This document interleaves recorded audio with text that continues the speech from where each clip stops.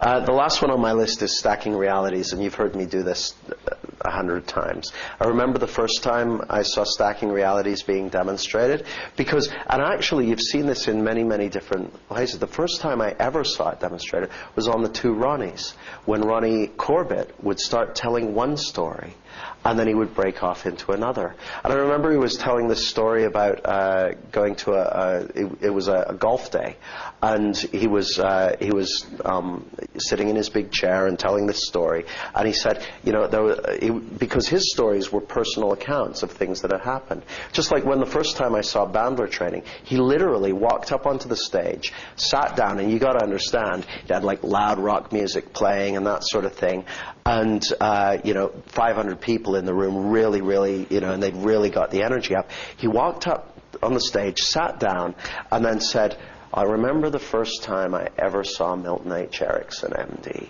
of Phoenix, Arizona. And he looked at me and said, learn hypnosis. And we sat with him all afternoon. And one of the things he told us was of a horse he once found.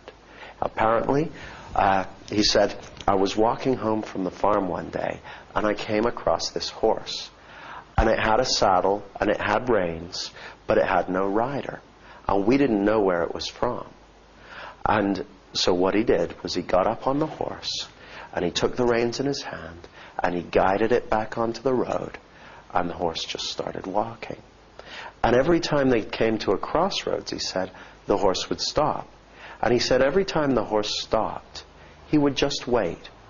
And after a little while, the horse would take one of the roads. And after about 15 minutes of making various turns and going in various directions, the horse arrived at a farm and came off the road and went into the main gate of the farm. At which point the farmer came out of the farmhouse and said, I've been looking for my horse all day. How did you find your way back here? And Erickson said, I didn't find my way back here. I just got on the horse, got him on the road, and he found his way back here all by himself.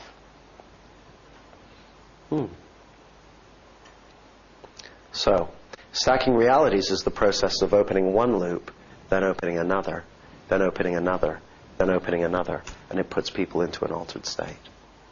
And in a way, my way of thinking of it is that stacking realities is actually a pattern interrupt in its own right, because a story sets up an expectation of a beginning, a middle, and an end. And every time you interrupt it by starting another story, it's pattern interrupting. The funny thing is, when you tell stories, people basically go into milk and cookies land. And there's aspects of age regression and everything.